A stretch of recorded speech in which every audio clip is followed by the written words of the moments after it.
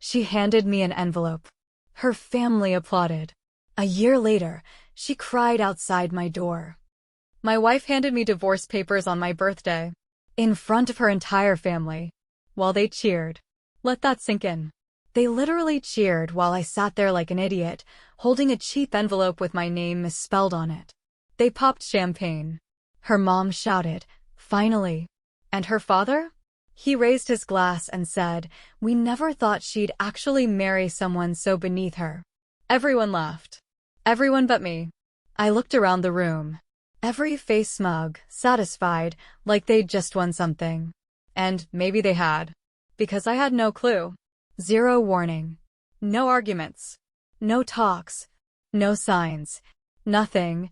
Just a family dinner for my 32nd birthday, a homemade cake, and an ambush divorce. She smiled when she handed them to me. Like it was a gift. Like this was her moment. "Surprise," she said. "I'm leaving you for someone who isn't a disappointment." Boom. Applause. Her sister whistled. Even the kid cousins clapped. I didn't even get a slice of the cake I paid for. But the worst part? I didn't say a word. Not a single one. I just sat there, eyes locked on that stupid envelope, while the room spun. My heartbeat felt like it was echoing out loud. Then, I smiled. I don't know why. It wasn't real. It wasn't joy. It was survival. I stood up, calmly, like I hadn't just been emotionally executed in front of 12 people and a dog wearing a party hat. I signed the papers. Said, "Thanks for the closure." And walked out. Left them to their champagne and their cackling and their weird little family victory dance. But here's what they didn't know. 6 months later, exactly 6 months, she was the one sitting outside my house. Alone. In her car. Windows fogged. Makeup smeared. Frantically texting me. "Please. Just talk to me. I messed up." "Oh, you did, sweetheart. You really, really did." But I'm getting ahead of myself. Because before we get to her begging outside my door, before the breakdown, the truth, the betrayal behind the betrayal, you need to know everything. How I loved her. How I defended her when even my own friends had doubts. How I ignored the signs, the little cuts that added up. This wasn't just a messy breakup. This was engineered. A planned takedown. And the person I thought I knew? She didn't just leave me. She humiliated me. On purpose. But I let her walk. And then I watched her fall apart. On her own. And that was the real gift. The first time I noticed something was off, she said it like a joke. We were out to brunch with her coworkers, one of those rooftop places with overpriced eggs and no shade, and someone asked how long we'd been together. Before I could answer, she laughed and said, "Long enough to realize he's a project, not a partner." Everyone laughed. Except me. I smiled, sure. You learn to smile when the punchline is you. But something in my chest went cold. She brushed it off. "Oh, come on. You know I'm kidding." Then she ordered bottomless mimosas like nothing happened. But that word stuck. Project. And once you hear it, you start noticing all the other little things. The jokes about how I dress. The side comments about my job not being ambitious enough. The way she introduced me to people, not as her husband, but as "This is Mark, he does computer stuff." I'm a software engineer. 6 figures. Fully remote. But to her, I was just some guy who worked on a laptop. And slowly, the shift happened. At first, we were equals. Then I became her support system. Then I became her burden. She started making decisions without me. Booking vacations I couldn't attend because of work. Going out without telling me. Coming back late, smelling like perfume that wasn't hers. I asked once, just once, if everything was okay between us. She looked at me like I'd asked if the sky was green. "Don't be dramatic," she said. "Not everything's about you." But that's the thing. Nothing was about me anymore. Not the housewarming parties she threw for her friends where I ended up playing bartender. Not the promotions she celebrated by buying herself designer bags while I paid the bills. Not even the therapy sessions she told me I needed, but never came to with me. And then came the weirdest moment. She started locking her phone. She never used to. When I asked why, she rolled her eyes and said, You're being paranoid. One night, she left it on the couch while showering. It buzzed. I glanced. One message. One name. Can't wait to see you again. Last night was.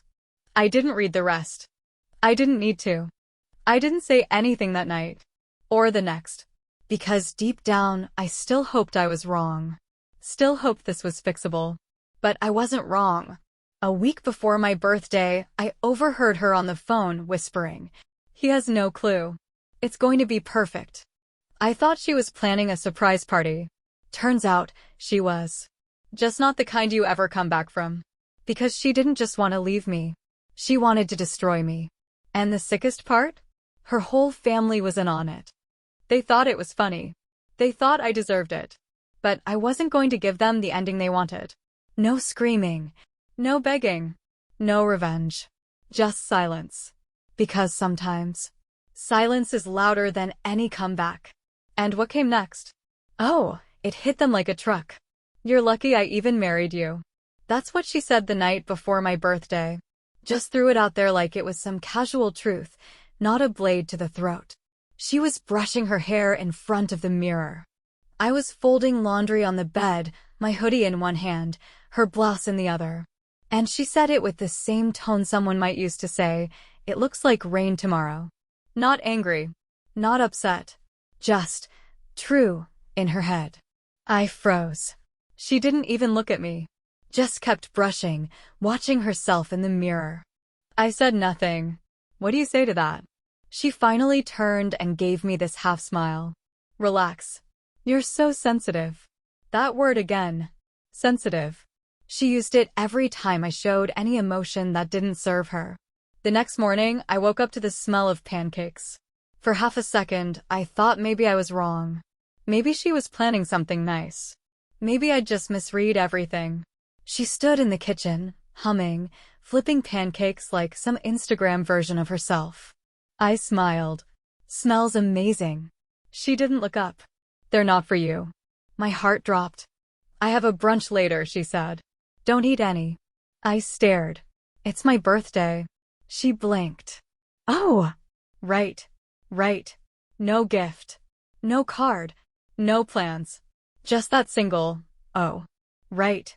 Like I'd reminded her of an oil change. I should have walked out right then. But I stayed. I stayed through the awkward silence. I stayed through the fake smile she gave me when her phone buzzed and she practically ran to it.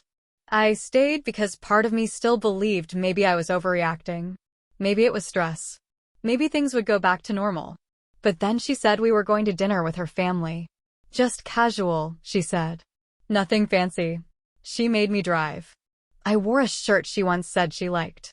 She wore a dress I'd never seen before. In the car, she barely spoke.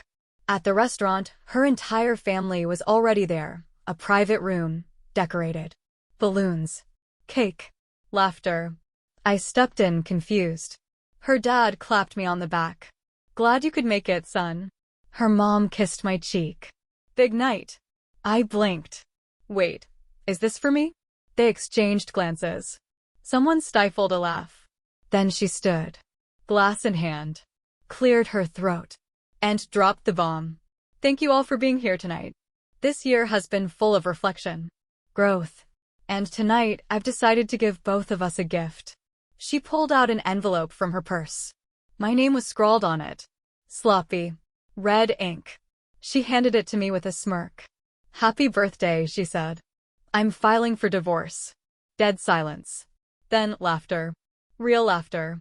Her sister covered her mouth, giggling. Her dad raised a toast. Her mom wiped a tear from her eye from laughing too hard. I stood there, holding divorce papers, surrounded by clapping people. And that's when she whispered it, low enough that only I could hear. "I never loved you." I settled.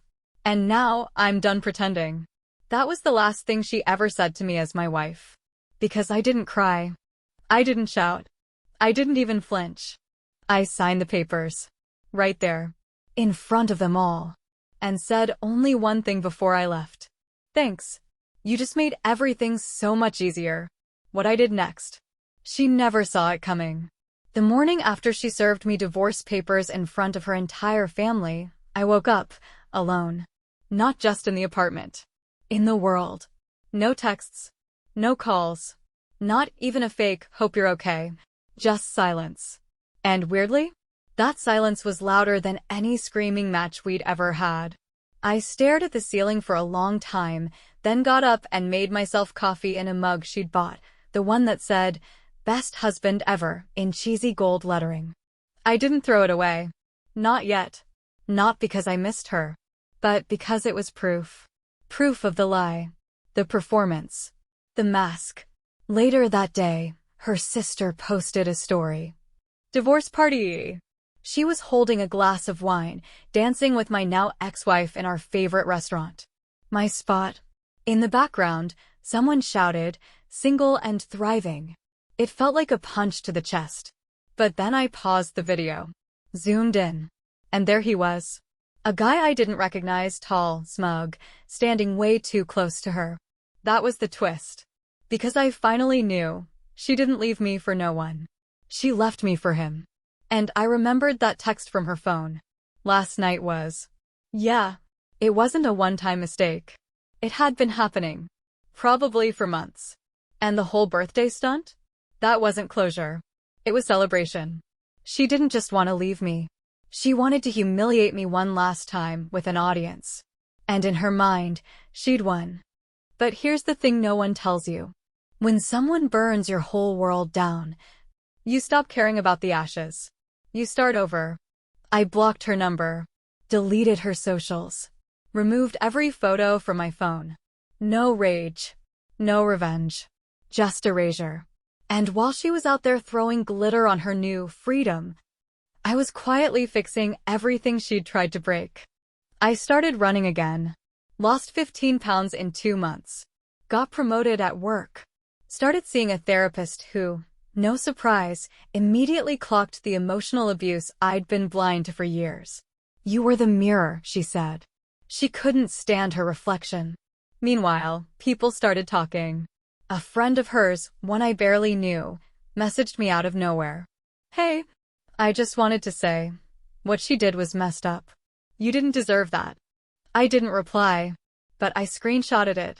Because little by little, the cracks were forming. 3 months post-divorce, I ran into her cousin at a gas station. He looked uncomfortable. Said, "Hey, sorry about how everything went down." I nodded. That was it. Then he added, almost like a whisper, "She's not as happy as she pretends." Interesting. I didn't ask questions. Didn't press. But I knew.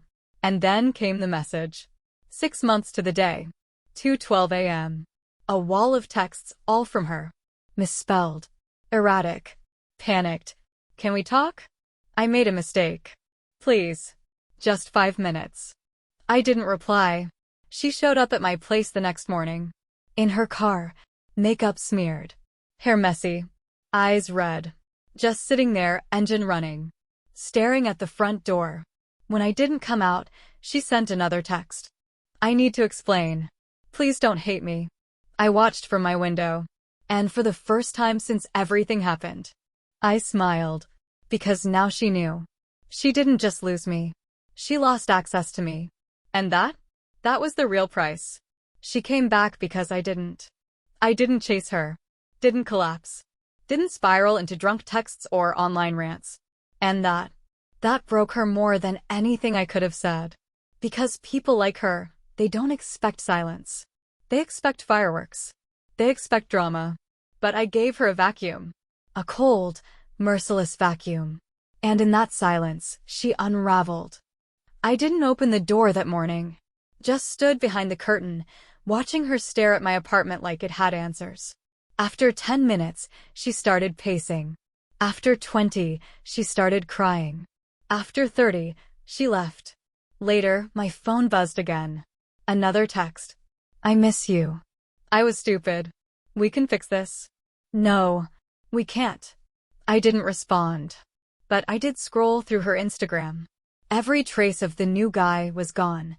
No vacation pics. No selfies. No inside jokes and captions. Deleted. All of it. But you know what stayed? A post from 5 months ago. A group shot of her family mid-toast, the night she handed me divorce papers. Caption: sometimes you have to lose something to find yourself. Yeah, she lost me. And what she found was nothing.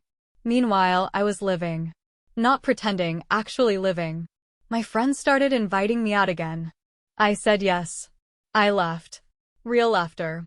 Not forced, not filtered. And then came the twist. A mutual friend, Sarah, invited me to a small get-together. I almost didn't go. But something said, show up. And when I walked in, she was there. She didn't expect to see me. The room went still for a second, like everyone collectively held their breath. She looked me up and down slowly, and I watched her face crack. I looked good. Not in a gloating way. In a free way. No baggage. No shame. No begging to be loved. She walked up to me like we were just two people who hadn't talked in a while. You look different. I smiled. Yeah. I got rid of some weight. She flinched. It was subtle, but it landed. Then came the kicker. She tilted her head, voice low, careful. You're really not going to talk to me? I raised an eyebrow. What would we even talk about? Her eyes flickered. I thought maybe you'd want closure. I laughed. Couldn't help it. You got your closure, I said. In a room full of your family. Remember? And I walked away. She stood there, frozen, clutching her drink like it was the only thing keeping her upright. A friend of hers, someone I barely knew, caught up to me later that night. She's been a mess, he said. Thought you'd fall apart. You were never supposed to bounce back. That stuck with me. You were never supposed to bounce back. That's how she saw me. Not as a man. As a script. A character she could discard when the scene no longer served her. But here's what she didn't count on.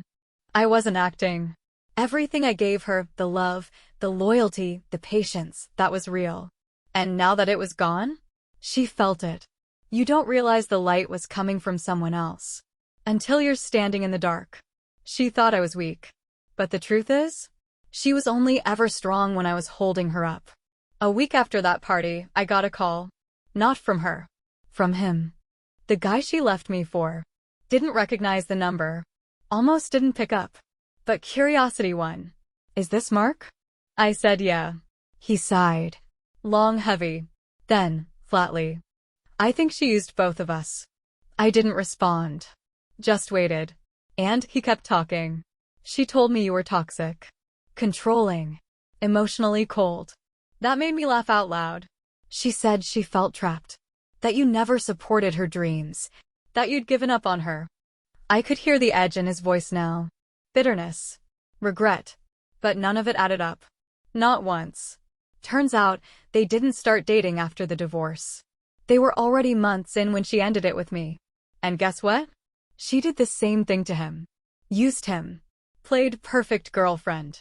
Then slowly, flipped the script. Started belittling his job. Mocking his hobbies.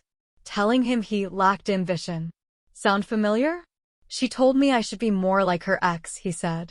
My ex, as in me, I muttered. Yeah. That's when it hit me. It was never about who she was with. It was about what they gave her. Attention. Praise. A pedestal.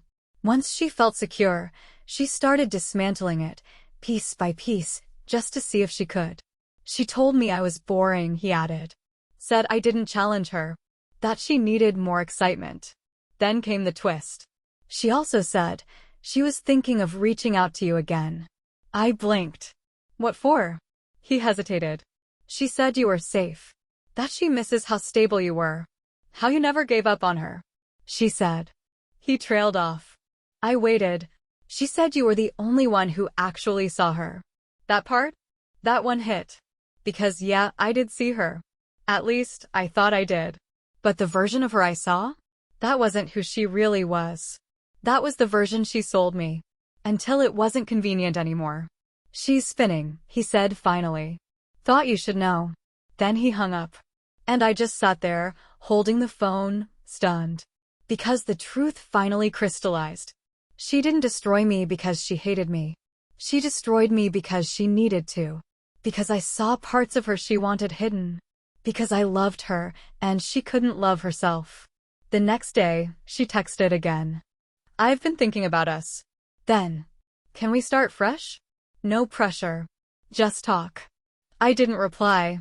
Later that night, a mutual friend sent me a screenshot. She'd posted on Facebook. Sometimes the only person you can rely on is yourself. One comment under it? Her aunt. Sweetheart, everyone leaves her eventually. I stared at that sentence for a long time. Because it wasn't just about me. Or the new guy. Or whoever came before us. It was a pattern. A cycle. And for the first time, I was out of it. Not trying to fix it. Not hoping for closure. Not offering another chance. Just done. The silence that used to feel heavy? Now it felt like peace. She could post. She could text. She could cry on my doorstep again if she wanted. But I'd already left that version of my life. And the person I used to be, the one who waited, who begged, who broke, he wasn't home anymore. She changed her strategy. When the texts didn't work, when the crying didn't work, she played the last card she had. Victim. It started with whispers. Little comments in group chats we both used to be in. He changed. He's cold now. I guess success went to his head. Then came the posts. Vague. Manipulative. I gave everything, and got nothing back. I loved someone who didn't know how to love me. Funny how fast people replace you when you're no longer useful. At first, I ignored it. But then, people started asking questions. One message stood out. Hey, I don't mean to pry, but she said you were emotionally distant. Controlling. That you isolated her from her friends. I read it 3 times. And left. Isolated her? She was out 6 nights a week. Her phone never left her hand, even in bed. Half our arguments were about how little time she spent with me. And now suddenly I was the villain? Okay, let's play. But not how she expected. No posts. No defenses. No screenshots dropped for drama. Just one thing. I reached out to the people closest to her, the ones she hadn't already poisoned. I didn't vent. Didn't rant. I just asked. Hey, out of curiosity, did she ever talk about us when we were together? And that opened the floodgates. She used to say you were boring. She said you didn't match her energy. She joked once that she was only staying with you until someone better came along. Oof. But the worst part? She said hurting you would finally make her feel powerful. That one made me sit down. Like I'd been punched in the gut. Because suddenly, everything made sense. The fake kindness. The staged dinners. The public divorce. It was never just about leaving me. It was about breaking me. And when I didn't break, she panicked. So she rewrote the story. Now I was the villain. Now she was the heartbroken one. But here's the thing about lies. They need constant feeding. And eventually, they starve. A few weeks later, I got a message from her mom. Yeah, her actual mother. Short, polite, unnerving. I just wanted to say I'm sorry for how things ended. Not all of us agreed with how she handled it. I stared at the screen. This was the same woman who cheered while I was served divorce papers. Now suddenly she's remorseful? I didn't reply. But the next day, another message. From her older brother. Hey man, we're to reach out, but she's spiraling. And blaming everyone. We're just trying to stay out of it. And that's when it clicked. She wasn't just losing control of me. She was losing control of the narrative. People were waking up. Connecting dots. Realizing the cracks weren't mine. They were hers. And when the mask finally slips, it doesn't just fall. It shatters. The final blow? A message from someone I hadn't spoken to in over a year. Her best friend, the one who disappeared after our split. Just wanted to say, I see it now. All of it. I'm sorry I believed her. I sat with that for a long time. Because for once, I didn't feel rage. Or spite. Or the urge to gloat. Just clarity. You can play the victim online. You can twist the story, block the truth, and wear the costume. But eventually, the real story tells itself. And her story was starting to fall apart. She showed up at my door again. No warning. No text. Just knock, knock, knock, like we were still something. I almost didn't answer. Almost let her stand there like a ghost from a life I buried. But curiosity? It's a hell of a drug. I opened the door slowly, and there she was. No makeup. Hair tied back. That same look I saw on her face the day she handed me divorce papers. Only this time, she was the one being left. She didn't smile. Didn't fake confidence. She just said, "Can I come in?" I leaned against the door frame. "Why?" She hesitated. Then, barely above a whisper, "I'm tired of pretending." I stepped aside. Just enough to let her in. Not because I wanted her there. Because I wanted to hear it. She sat on the couch, the one she once called depressing, and stared at her hands. Then she started talking. Not fast. Not defensive. Just unraveling. "I didn't leave because I stopped loving you," she said. "I left because I hated how much you loved me." I frowned. "That's your explanation?" She shook her head. It made me feel small. Undeserving. I wanted to feel powerful. In control. So I found someone who needed me. Who chased me. I stayed silent. And when he didn't work out, when he saw through it, I felt hollow. So I tried to spin it. Make you the bad guy. Because it was easier than admitting. She trailed off. I folded my arms. Admitting what? Her eyes met mine. That I never deserved you. Boom. There it was. No more masks. No more spin. Just truth. Raw. Bitter. Final. "I thought if I could make you hurt," she said, "then maybe I wouldn't feel so broken." I exhaled slowly. "And did it work?" Her voice cracked. "No." Then came the final twist.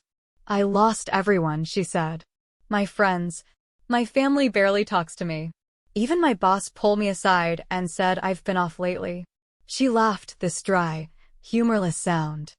I thought I was leveling up. Turns out I was just burning everything down. And then, silence. Heavy. Honest. Real.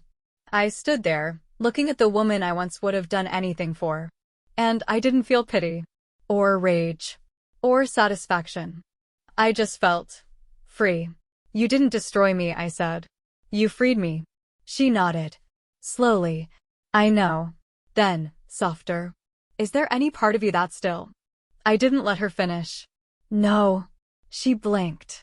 And I watched it land. Because sometimes the most painful thing isn't losing someone. It's realizing they don't want to be found. I walked to the door. Held it open. "You can let yourself out." She stood, walked past me, paused at the doorway. "I'm sorry," she said. I didn't respond. Not because I hadn't forgiven her, but because she no longer had the right to matter. She stepped outside. No hug. No last glance. Just gone. And for the first time in what felt like forever, I felt weightless. Because closure isn't always about getting answers. Sometimes it's just about knowing. You survived. And they didn't win. After she walked out that final time, I expected some peace. But what I got was something better.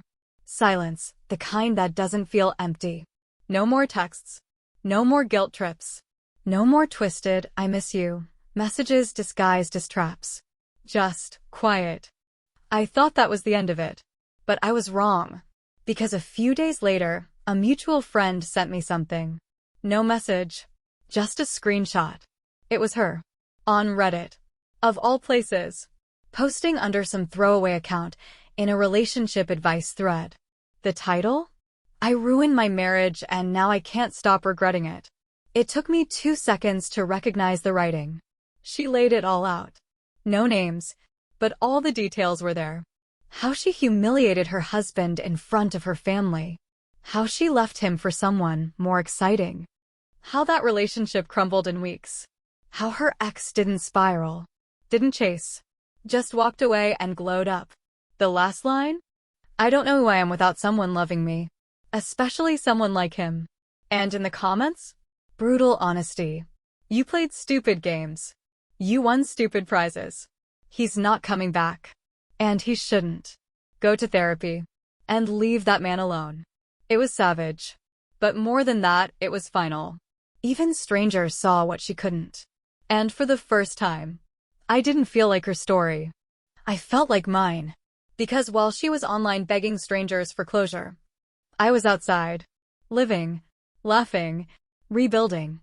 I reconnected with friends, started mentoring at a local coding boot camp, even started seeing someone new, someone kind, grounded, real. No mind games, no power plays, no fix me or else energy, just peace. One night, I ran into her cousin again. He looked surprised to see me, said I looked lighter. Then he dropped the bomb. She's living with her parents now. Got laid off last month. Said it was a hostile work environment, but he trailed off. I didn't need him to finish. Because when the pattern repeats that many times, the common denominator becomes obvious. She mentioned you the other day, he added. I raised an eyebrow. Said she thinks you're telling people things behind her back. I laughed. Loud. I haven't said a word. And that was the truth. Because I didn't need to burn her down. She was doing it all by herself. Her own lies, her own ego, her own refusal to look in the mirror. That was the beauty of it. I didn't post rants, didn't seek revenge, didn't send messages exposing her. I just removed myself. And everything collapsed without me lifting a finger. The old me? He would have tried to fix her, would have rushed in to save her from her own mess. But that guy? He was gone. Buried under every insult, every manipulation, every calculated jab dressed as honesty. And in his place? Someone who finally realized his worth. Someone who didn't need an apology to move on. Someone who didn't need closure to close the door. Exactly 1 year to the day. 1 year since she stood up at that dinner, handed me divorce papers in front of her family, and smiled like she was doing me a favor. 1 year since I walked out, humiliated, silent, but free. And now? She was back. Again. Knocking on my door. 3rd time. I didn't move at first. Just stared at the door like it was a test I'd already passed. Then came the voice. Mark, please. Just give me 5 minutes. I sighed. Some people never learn. I opened the door slowly. Not to welcome her in. Just to watch her squirm. She looked empty. Makeup smeared. Hair tied back with no effort. The same hoodie she once made fun of me for wearing. She opened her mouth, probably ready with some teary monologue. I cut her off. No. She blinked. No what? No to 5 minutes. No to talking. No to pretending there's anything left here. She swallowed hard. I just wanted to say sorry, she said. I needed you to hear it from me. I shrugged. I don't. Her lips trembled. I'm not asking for us to get back together. I know that's gone. She paused, searching for words.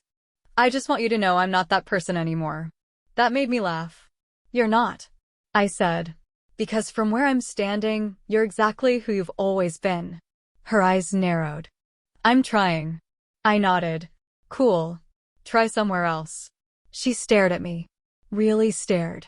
Like she was trying to find the version of me she used to control. He wasn't home. I lost everything, she whispered. And it's my fault. I know that now. I leaned on the doorframe. Good. Now live with it. She blinked fast. Her lip quivered. But I wasn't moved. I'd cried enough for both of us already. You know what the worst part is, she said. I raised an eyebrow.